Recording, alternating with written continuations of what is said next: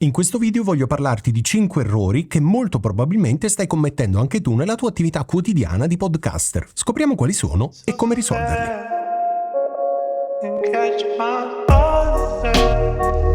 Il primo errore che molto spesso vedo fare sia nella mia attività di consulenza sulla produzione di podcast, ma anche sulla mia attività di formatore, è quello di non avere un chiaro pubblico di riferimento. Questo che cosa vuol dire? Vuol dire che molto probabilmente ci innamoriamo di un'idea da sviluppare nelle puntate del nostro podcast, ma non abbiamo un pubblico di riferimento chiaro e preciso, per cui le nostre puntate saranno vaghe e inevitabilmente parleremo a persone molto diverse. Il fatto di parlare a persone molto diverse fa sì che non riusciamo a costruire un'audience precisa, perché magari in qualche episodio ci seguirà qualche tipologia di pubblico, in altri episodi un'altra fascia di pubblico. Ecco, è fondamentale, prima ancora di comprare il microfono e di iniziare a registrare, avere chiara l'idea del pubblico per cui si sta registrando. Chi è la persona che secondo te dovrebbe ascoltare i tuoi podcast?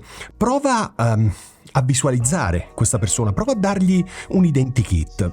Lo so, può sembrare un po' strano, però prova a prendere una foto in rete, magari su quei siti dove ci sono foto create da intelligenza artificiale in modo che sia una foto unica e che non appartiene a nessuno.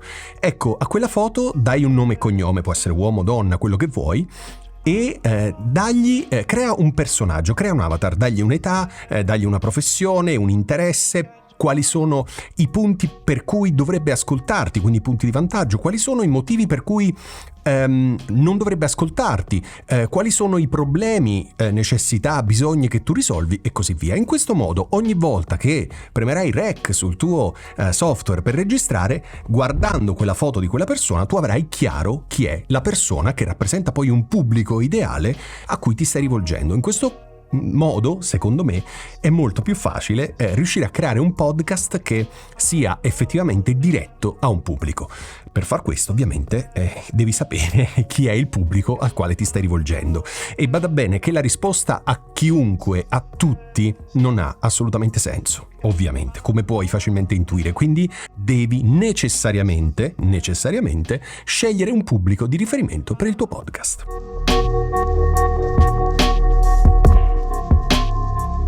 Un altro errore che vedo molto spesso fare è quello di non pianificare il contenuto. Che cosa significa? Significa che non vai a costruire le singole scalette dei singoli episodi e a monte ovviamente non vai a costruire una struttura di contenuto che può essere suddivisa per stagioni o per intero podcast.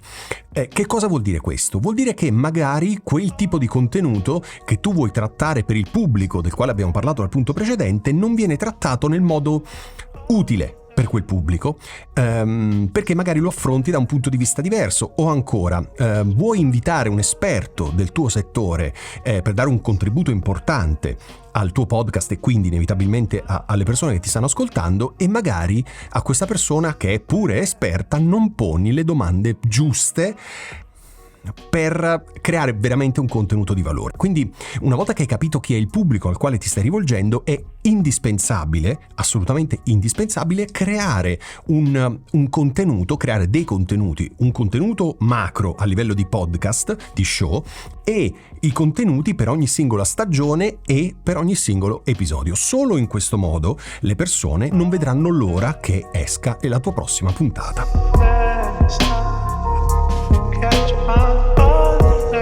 Il terzo errore è quello di avere un audio di scarsa qualità. E qui sul mio canale abbiamo fatto miliardi di test, abbiamo fatto milioni di dimostrazioni. Cioè, per avere un audio di qualità non è necessario spendere chissà quanto, anche con pochi euro, ma veramente pochi euro, 40, 50, 60 euro, puoi avere un audio decente. Ovviamente, audio decente significa che puoi comprare un microfono e una scheda audio decenti, ma poi ovviamente tocca a te parlarci dentro, perché da soli questi due strumenti non fanno il podcast. Non è tollerabile oggi, visto che il livello qualitativo si è alzato tanto perché la tecnologia ha un costo sempre più basso, non è tollerabile che il tuo podcast si senta male. Male intendo due cose distinte e separate. La prima è che ci sia eco, reverbero, rumori di fondo. Non è assolutamente tollerabile. Perché? Perché ci sono, e qui sul mio canale proviamo a farlo, il mio libro, lo stesso, tanti consigli in rete, non è possibile non sapere non solo quale attrezzatura comprare, ma come utilizzarla.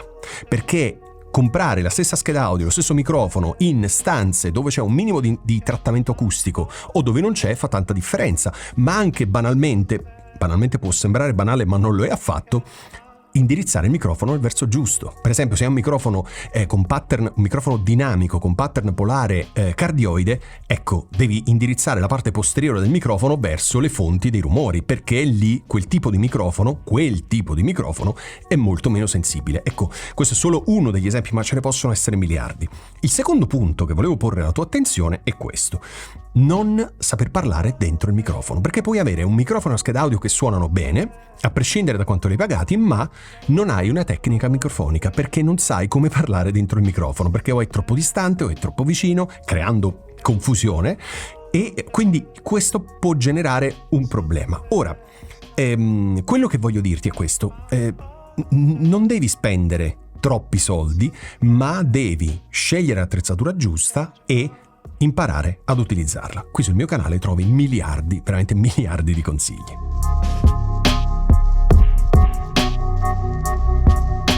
Il quarto errore che voglio sottoporti è quello di non promuovere il tuo podcast. Per il solo fatto che tu stai registrando un podcast e quindi ci stai mettendo anche impegno, sforzo, soldi e quant'altro, non vuol dire che le persone dovranno per forza ascoltare il tuo podcast, giusto? Bene, quindi che cosa devi fare? Devi promuoverlo, dove oggi, per fortuna, ci sono i social network e quindi è molto facile promuovere le puntate del proprio podcast verso un pubblico, ricordi il primo errore di cui abbiamo parlato, un pubblico che è veramente interessato ad ascoltare le tue puntate. Come vedi, tutti questi errori, ora io te ne porto 5 in questo video, ma ce ne sono veramente tantissimi, però sono tutti strettamente collegati. Quindi che vuol dire? Vuol dire che i social network possono darti una mano? Assolutamente sì, ma devi sapere a chi stai parlando, devi sapere qual è il tuo pubblico, perché sennò corri il rischio di veicolare un messaggio che è orientato a tutti, e se il messaggio è verso tutti vuol dire che è verso nessuno. Ok? Quindi non ha assolutamente senso. Quindi i social network sono indispensabili, ma devi utilizzarli nel modo giusto, e soprattutto non è detto che tu debba utilizzare tutte le piattaforme sociali. Perché? Perché se il tuo pubblico non è, facciamo un esempio, su TikTok, è inutile che tu ogni settimana pubblichi dei contenuti promozionali verso il tuo podcast. Sì, per caso potresti trovare un nuovo ascoltatore, ma a noi non interessa il caso. Noi dobbiamo avere un piano strategico, serio, che ci permetta di massimizzare lo sforzo che stiamo facendo per ottenere più ascolti in target, ovviamente, quindi di persone interessate. Quindi, una volta che sai chi è il tuo pubblico, sai anche su quali canali è presente e quindi sai quali sono le piattaforme da poter utilizzare. Magari sono tutte, magari solo una, magari soltanto 2. Ecco, quindi utilizza quelle piattaforme utilizzando il linguaggio di quella piattaforma e veicolando un messaggio che ponga sempre l'utente al centro di tutto. Perché dovrebbero ascoltarti? Qual è il vantaggio di ascoltare una puntata del tuo podcast? Ecco, lavora su questo e vedrai che il traffico proveniente dai social verso il tuo podcast aumenterà, ovviamente non dall'oggi al domani, ma nel tempo assolutamente sì.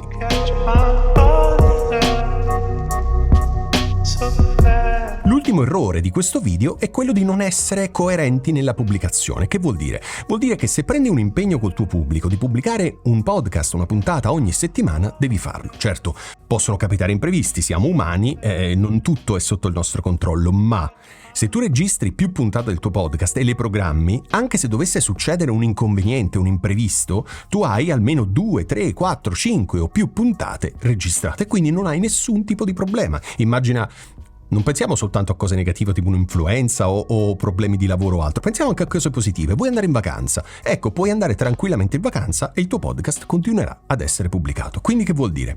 Vuol dire che nel momento in cui prendi un impegno col tuo pubblico di pubblicare una puntata a settimana, devi farlo. Attenzione però, attenzione, e questo ci ho dedicato già un altro video su questo argomento specifico. Il fatto che devi pubblicare tutte le settimane, però, è vero che hai preso un impegno col tuo pubblico, ma se per pubblicare, per rispettare quella scadenza che tu stesso ti sei dato, pubblichi contenuti di scarsa qualità, meglio, molto meglio non pubblicare una volta a settimana. Parla col tuo pubblico, raccontagli che per impegni lavorativi, per qualsiasi altro motivo, non pubblicherai più una volta a settimana, ma una volta ogni 10 giorni, ogni 15 giorni. Ecco, meglio dare delle regole precise e rispettarle, mantenendo alto però un livello qualitativo delle tue puntate. Ok? Spero che sia stato chiaro. Quindi pubblicare una volta a settimana? Assolutamente sì, ma devi mantenere un livello elevato o comunque standard diciamo sul livello più elevato di qualità del contenuto. Se così non è, parla al tuo pubblico, raccontagli che per impegni lavorativi dovrai non più pubblicare una volta a settimana ma ogni 10 giorni, 15 giorni, il tuo pubblico assolutamente capirà, però mantenere un livello qualitativo elevato delle puntate è fondamentale. Quindi più che il rispetto della tempistica di pubblicazione, la qualità del contenuto è, per fortuna, l'elemento principale.